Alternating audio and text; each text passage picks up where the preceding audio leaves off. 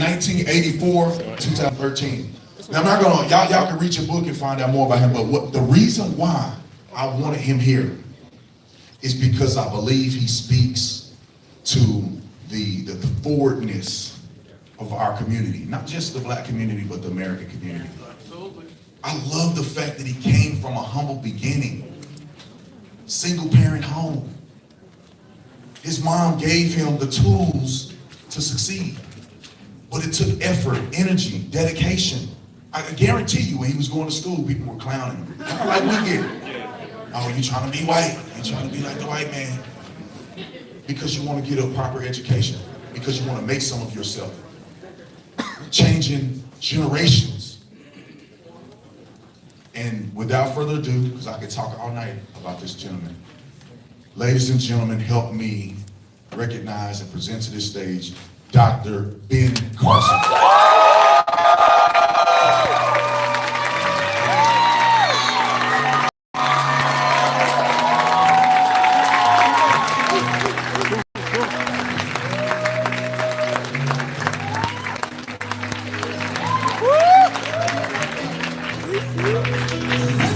Can I get a handheld microphone?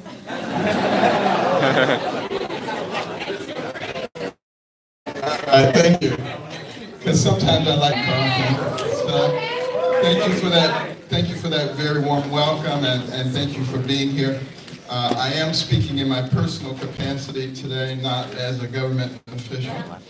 And I want to talk a little bit about my conversion.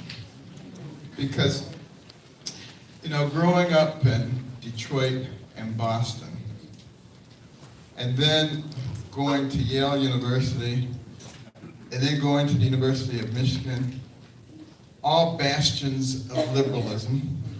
So, of course, I was a liberal.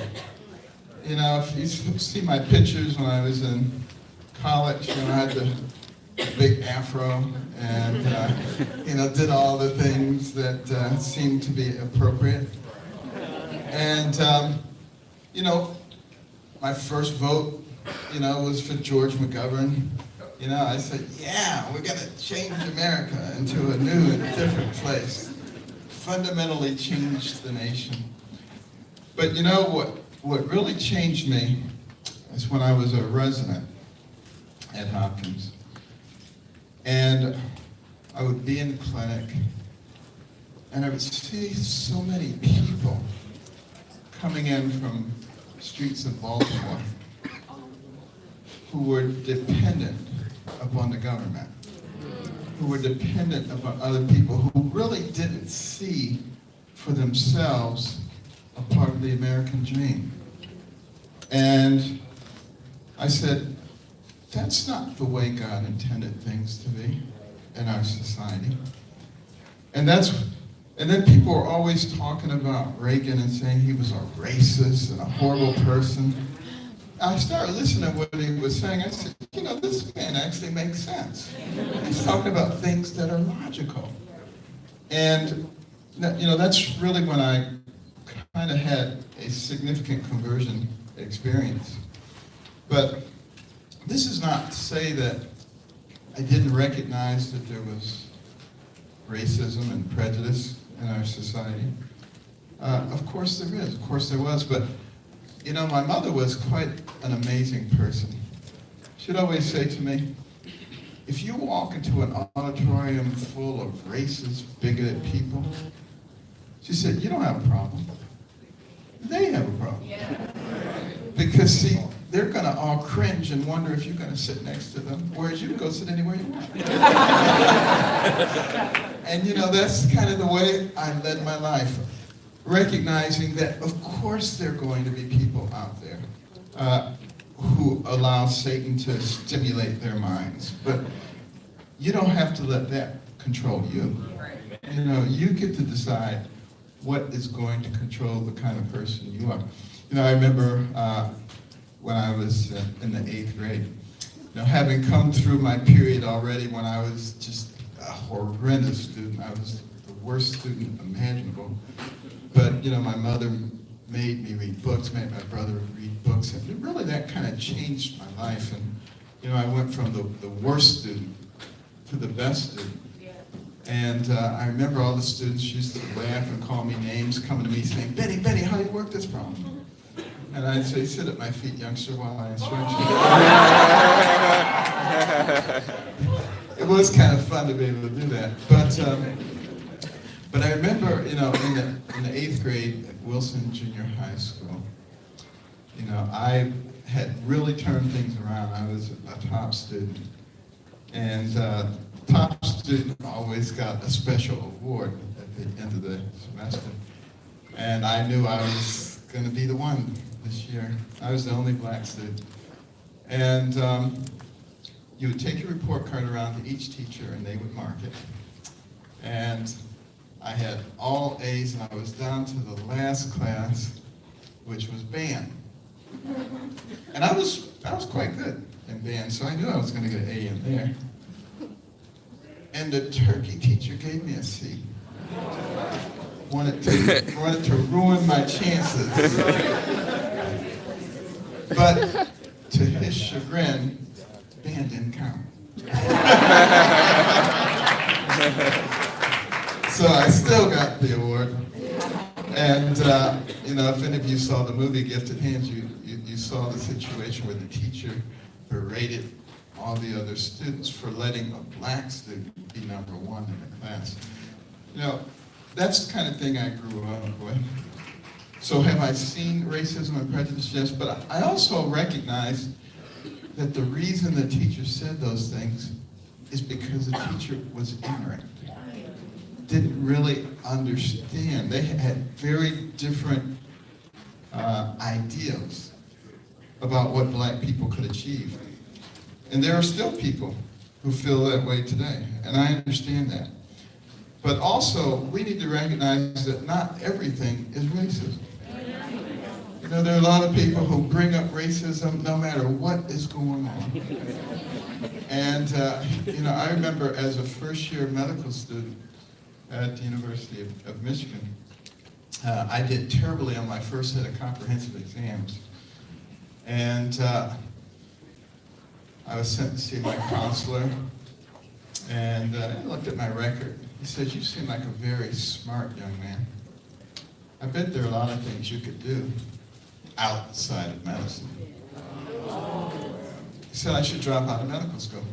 He said I wasn't cut out to be a doctor, and that I was just going to torment myself and everybody else. And why don't I just drop out now? They would help me to be able to get into some other area. And I was devastated because it was the only thing I'd ever wanted to do since I was 8 years old. I just wanted to be a doctor. Finally get there, and the person at the university chooses to help you get through, tells you to drop out. I was devastated. And I did what I always do. I prayed. I asked God to give me the wisdom to know what to do. I started analyzing my academic record, and I realized that I did very well in classes traditionally where I did a lot of reading, and I did poorly in classes where I had to listen to a lot of boring lectures. Because I don't get anything out of boring lectures, zero. And there I was listening to 6 to 8 hours worth of boring lectures. So I made the executive decision to skip the boring lectures and to spend that time reading. And the rest of medical school was a snap after that. And, I also learned that I was somebody who was very much engaged with visuals. I needed visuals to help me. So I started writing everything I was supposed to learn on little index cards with little pictures on them to remind me of what it was supposed to be. And I carried those around in my pocket all the time. And my second year in medical school, even my brother, who was an engineering student, knew all the bacteria and what they were sensitive to. Because I always had these cards on. But, the interesting thing is, years later, when I went back to Michigan as the commencement speaker, I was looking for that advisor. Because I was going to tell him he wasn't cut out to be an advisor. Because there are so many people who are just negative all the time. They're negative. And there's a lot of negativity in our society today also. And one of the things that I just want to mention briefly here today is how important it is for everybody to really study history, to understand the real history, not the fake history, but the real history of what has happened in this country. This is a tremendous country that we live in. Doesn't mean that it has not made mistakes. We've made some horrendous mistakes in this country and paid horrendous prices for it too. But we shouldn't try to hide that history. The worst thing you can do is cover up bad stuff that happened. And that way, you forget about it, you truly forget about it, and the next thing you know, you're doing it again. You don't want to do that. That's the ostrich way of doing it. Stick your head in the sand and hope that there's nothing there. You pull your head out, it's still there. We have to do better than that. Recognize when it comes to slavery, there are a lot of important lessons to be learned from slavery. Here was a situation, particularly in some of the states like Mississippi and Alabama, where in many cases there were more slaves than there were masters. And they were about being able to keep the slaves under control. So what did they do? Divide them. You tell the ones in the house, you're better than the ones in the yard. You tell the ones in the yard, you're better than the ones in the field. And you keep that tension going, and then there's no way that they're going to accumulate the power that they need in order to control their own destiny. And then after slavery ended, you tell the light-skinned ones, you're better than the medium-skinned ones, you're better than the dark-skinned ones. And on it goes. Today, they have conservatives and liberals. They want to make sure that there's no getting together between those groups. Why is that so important? Economic. Do you realize that in the African American community in this country, there is over $1 trillion in assets? There are less than 10 countries in the world that have $1 trillion GDP, just to put that in perspective for you. You look at some of the successful communities in our country, Jewish, Korean, what do? They turn that dollar over in their community a couple of times before they send it out. That's how they accumulate wealth. If black people learn how to do that, you want to talk about some wealth. We don't talk about black power, we talk about green power.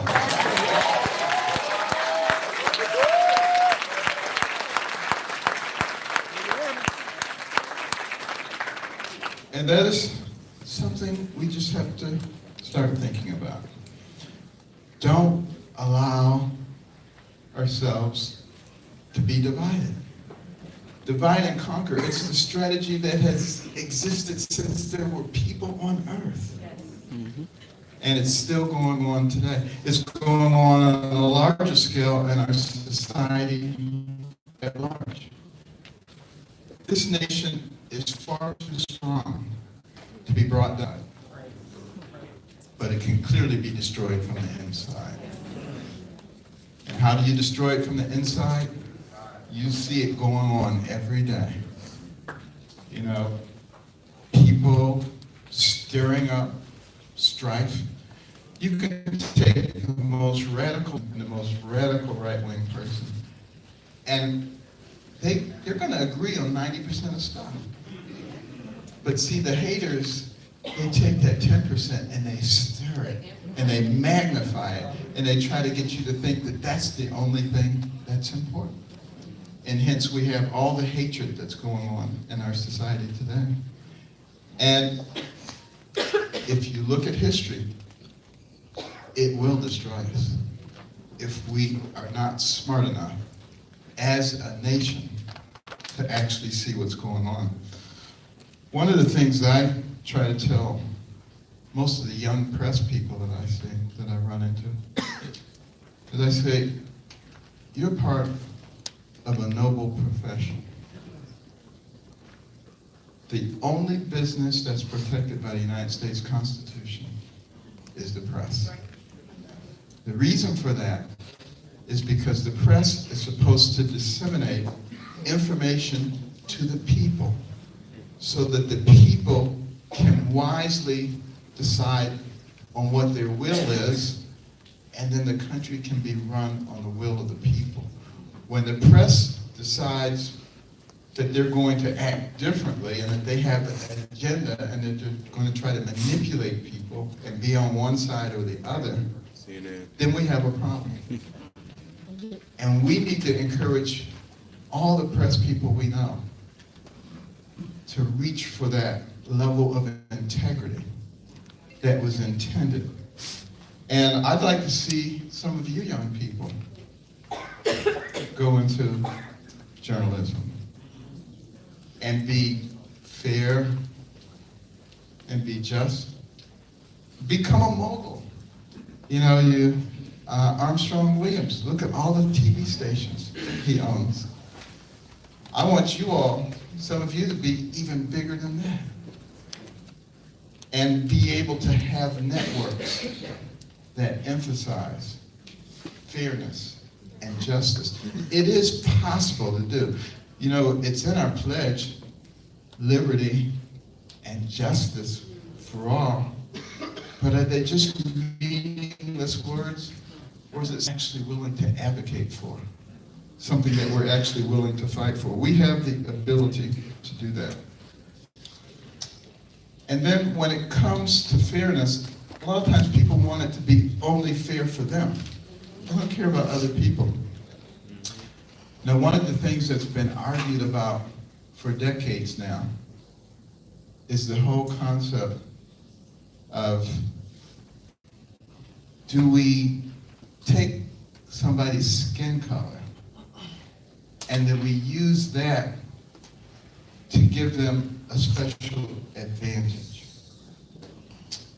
Well, you know, what I advocate is something I call compassionate action. And what that means is, we don't look at a person's skin color, we look at a person's circumstances. Wow. What are the circumstances from which?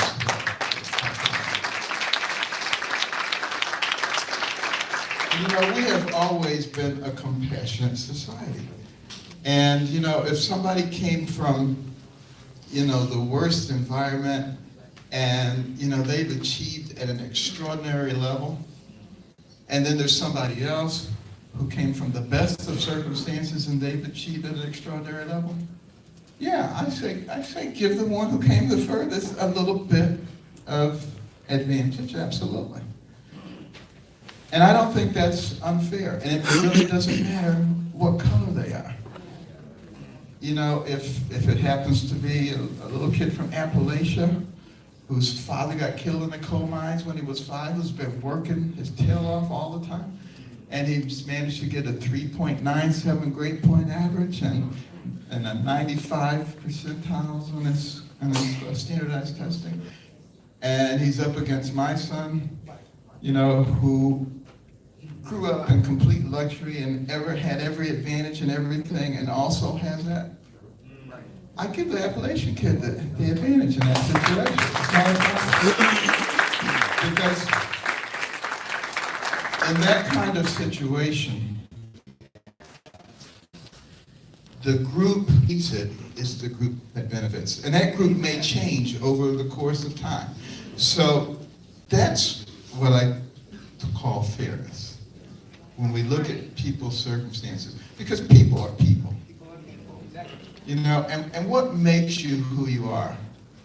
You know, when I would go into the operating room and take off that skull and open the dura and look at that brain, I would realize that that is the thing that makes you who you are. It's not your hair or your nose or your complexion. It has nothing to do with it. It has everything to do with that incredible brain that God endowed each one of us with. And that's what we really need to be thinking about at this point. In order to do that, in order to stand out, it requires courage. You remember in high school how everybody wanted to get the high fives and the low fives and the pats on the back and be cool and walking around and doing your little strut, you know. Nobody wanted to be the odd man. Same thing over. Everybody wants to be loved and cherished. You know, that's why the whole concept of political correctness has become so powerful. You know, nobody wants to go against the grain. It requires courage to go against the grain. And, you know, in my medical career, you know, I had a fair amount of controversy. Why? Because I wasn't satisfied. And you would want to look at the big picture. I remember there was one case, this woman was pregnant and with twins. And one of them had hydrocephalus, and it was developing very rapidly and expanding that baby's head to the point that she was going to go into premature labor and lose both babies. And no one would do anything about it. And there had been an article in the New England Journal of Medicine. Intrauterine surgery is not something that we can do at this stage. And yet, I looked at that situation, I said, not only is the abnormal baby going to die, but the normal baby is going to die if we don't do something. And I was aware of some research that a surgeon was doing in the Philadelphia area with intrauterine surgery on sheep. And I called him up and I said, this is the situation. Can we figure out a way that we can do this in humans? And, you know, there were a lot of ethical things, and the hospital said, we can't do it. So I found another hospital that said they could. And we actually did the surgery at the other hospital. And it was fabulous watching right on the screen as the baby's head just shrunk right down. And, you know, several weeks later, the delivery was carried out. And there was a lot of criticism. They were saying, this is unethical, you know, what was done. You know, this man's being a hot dog and so forth. But then it became that not only was the normal baby doing okay, but the other baby was doing okay too.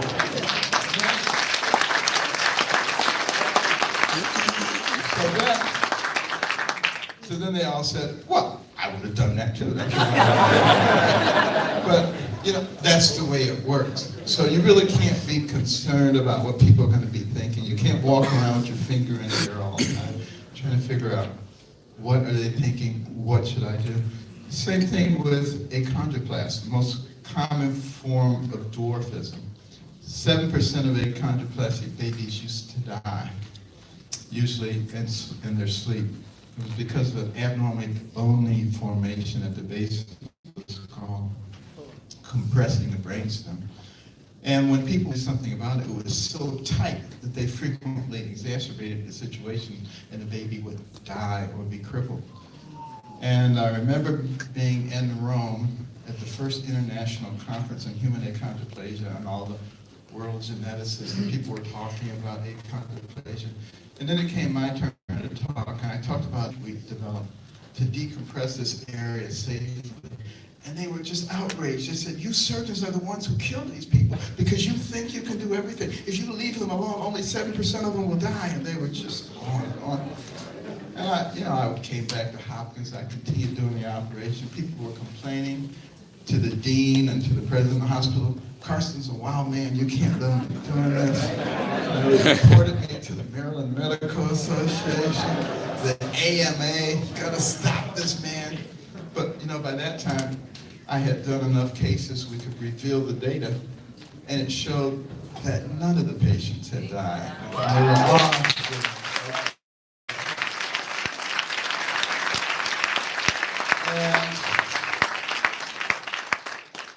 now that procedure is a standard procedure, and achondroplasts don't die at a rate any greater. But, the point being that sometimes you have to risk being unpopular.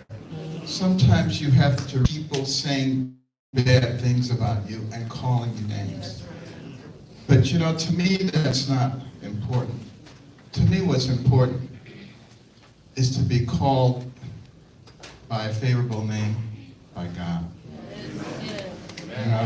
That's the person that I look to for approval. Don't care about, I would love it if everybody loved you, but that just can't be your goal. Your goal has to be to do what is right. And if you learn to do it together, then you really have synergy. I remember there was one case of conjoined twins, and I said, this is Johns Hopkins. We have the best neurosurgery department in the world. Why should I do all of this work? So I said, we got some of the best neurosurgeons in the world, and we got surgeons and vascular nurses. What happens when it doesn't matter who gets the credit, but you understand what you're doing.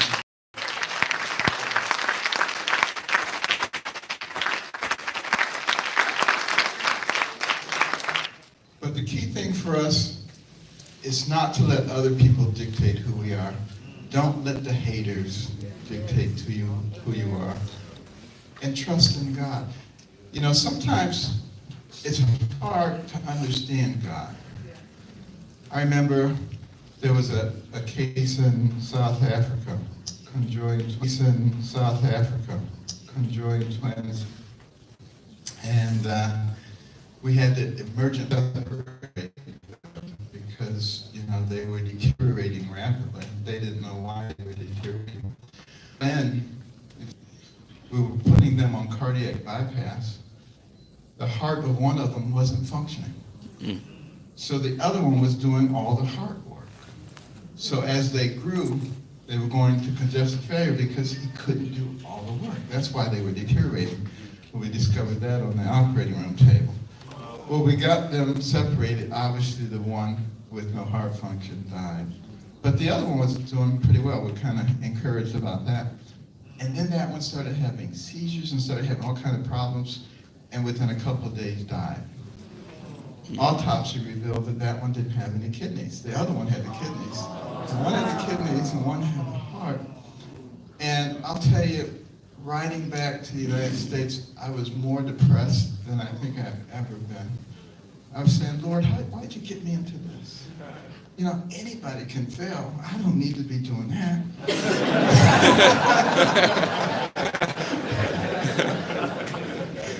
But, a couple of years later, there was another case from Zambia, and we were going to do it in South Africa. The team was there. All the equipment was there. They were joined at the top of the head, type 2 vertical cranium. And never before had those kind of separated successfully. And, I prayed about it and said, yeah, we should try to do this. It was very, very, very complex. But the bottom line is, after 28 hours of surgery, we were complete. And one of the twins popped his eyes open. And by the time we got to the ICU, the other one popped his eyes open. And within 2 days, they were extubated. Within 3 days, they were eating. Within 2 weeks, they were crawling. And today, they're perfectly normal. Wow.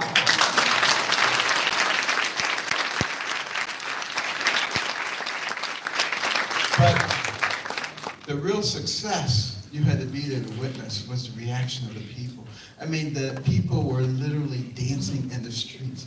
This was done in their country, in their hospital. Their level of self-esteem was through the roof. And isn't that what real success is about? Using the talent that God has given you to elevate others. So thank you.